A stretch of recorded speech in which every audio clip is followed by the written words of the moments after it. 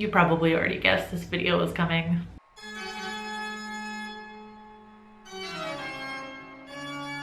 Hey there, creepy peeps. I'm Nightmare Maven. Welcome back to my channel. If you happen to be new here, hi. I talk about spooky things all year round. So if you also like spooky things all year round, you should subscribe. So Monday, I talked about my top 10 horror movies of 2023 so far. So naturally, I have to talk about my top favorite books of 2023 so far. All horror, of course. Kind of like my 2020 wrap-up video at the end of the year, I'm going to split this between new horror releases that were published for the first time in 2023, and then I'm going to include some of my favorite backlist titles that I read for the first time this year. Starting at number 5, a woman uncovers the secrets behind her mother's disappearance after finding a bracelet that is linked to a terrifying and powerful entity in Whitehorse by Eric T. Worth.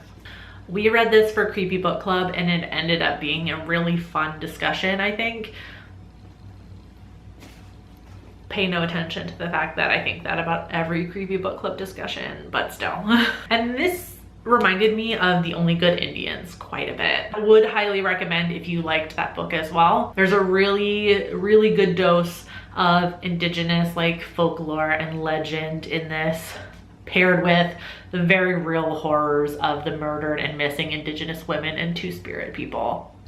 Worth blended these two things together so well, damn near seamlessly, that it made for a really terrifying read, as you would expect from a horror novel, but also a really rewarding read. So I would highly recommend this if you haven't read it already. All right, coming in at number 4, a small Midwest suburban town is terrorized by an entity known as the Cunning Man over the course of one Halloween night circa 1984 in All Hallows by Christopher Golden. I picked this up for the Halloween vibes and the Halloween vibes only, and boy, did this book deliver. We all know that special kind of feeling that only Halloween can evoke. It's both magical and whimsical and just fun and kind of cozy. There's a darkness, a deepness, like a obviously scariness lurking right under the surface of that, and it's just a combination that only Halloween can give. And I feel like this book honestly really perfectly captures that feeling, I have to say. If I were to put together a list of books that just had pure Halloween vibes in it, this would be in the list. It's not higher on the list only because it did take a turn at the end that I'm still really not sure how I felt about it. If anyone has read this, please talk to me in the comments. Let me know what you thought about that ending, because again, I'm a little unsure still. But overall, really enjoyed the story. All right, coming in at number 3, a sister and brother fight and bicker over legal matters after their parents die in an accident while trying to survive the creepy dolls that have come to life in their childhood home in How to Sell a Haunted House by Grady Hendrix. The way I sell this man's books at work is Goosebumps, but for adults. Like, you're picking up these books to just have a fun time, not necessarily like a deep or like psychologically scarring kind of scary time, more just like a goofy, silly 80s horror movie kind of time. I just go in expecting balls to the walls, like weird goofy shit happening, and this book definitely delivered for me. I was really not expecting the direction it was going to take with the Pupkin character. If you know, you know. And as someone who isn't normally afraid of dolls, there were some scenes in this book that had me questioning that. Coming in at number 2, a queer, tattooed, chain-smoking nun becomes an amateur sleuth when an arsonist starts attacking the school and church she works at in Scorched Grace by Margot Duahi.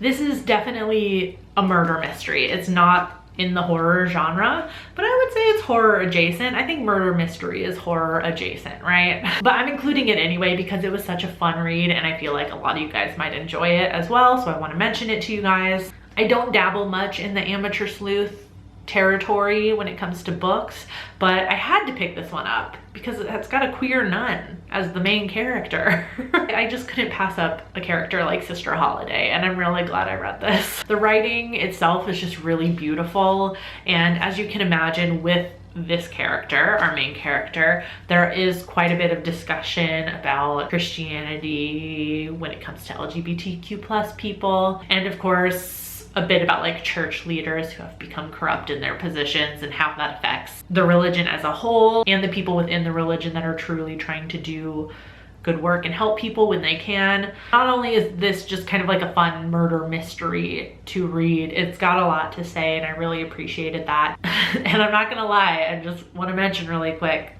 Sister Holiday has some flashbacks to her life before becoming a nun, and I gotta say, it was a little spicy. Let's look at the cover. Honestly, I know I already showed it to you like super duper close up, but come on.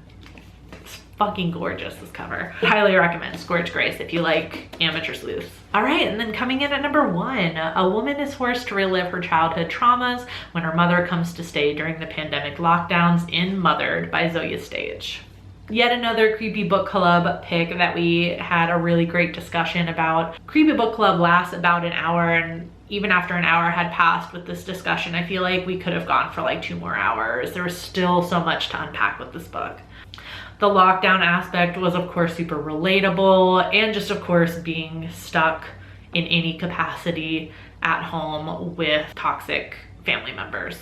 I found this one interesting as there's no real character that like you're truly rooting for. It's one of those books where it's like all of the characters are very complicated and maybe not in the best sense, like they're maybe not 100% good people, but that just makes them super realistic, you know, and I quite enjoy reading books from that perspective from time to time. The book overall definitely kind of gives you like the lockdown crazies a bit, that fever dream aspect of not being able to tell what's real and what's not. A big theme when it's appeared in a lot of lockdown related media that's come out post COVID, but you know what I mean. Post-lockdown era of COVID, I should say. All right, now for some backlist, super quick. First up, we have a mother takes one of her daughters out to the extremely isolated ranch she grew up on when she recognizes something dangerous and familiar in her child in Sundial by Katrina Ward.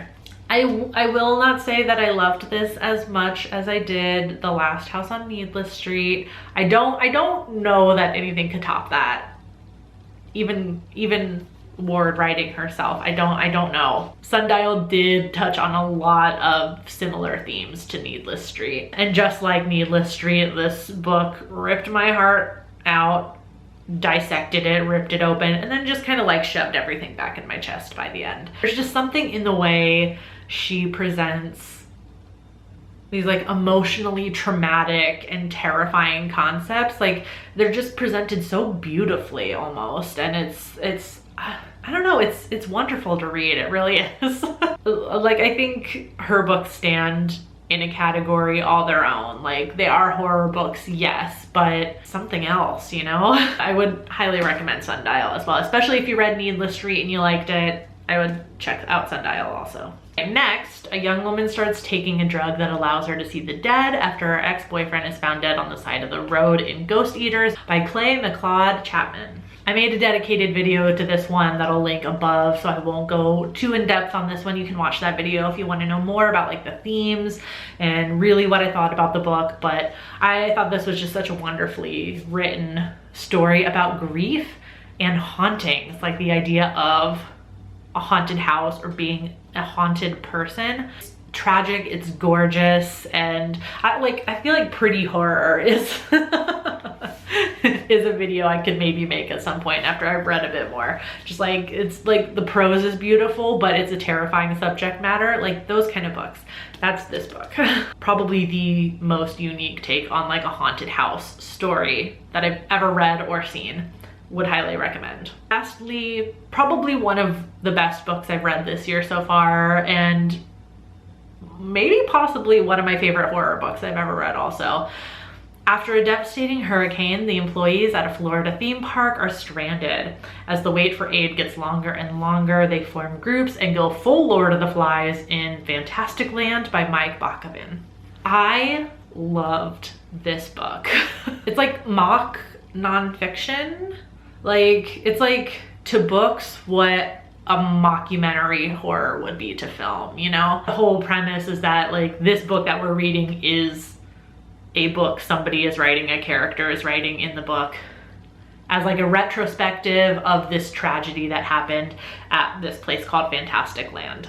So the author in the book is going through and interviewing all of the survivors. So each chapter is an interview with a different person. And they just go over the events. They talk about how they got to the point where bodies were hanging from light posts and there was blood everywhere when first aid responders finally got into Fantastic Land weeks and weeks later. I loved that the interviews were set up in such a way that it was still kind of like timeline order. You get pretty much a very clean chronological presentation of events in the way the interviews are set up, and I couldn't put it down. Like after the first like 2 or 3 interviews, I was like, yeah, I gotta know what the result of this is, how this all ends, who's left by the end.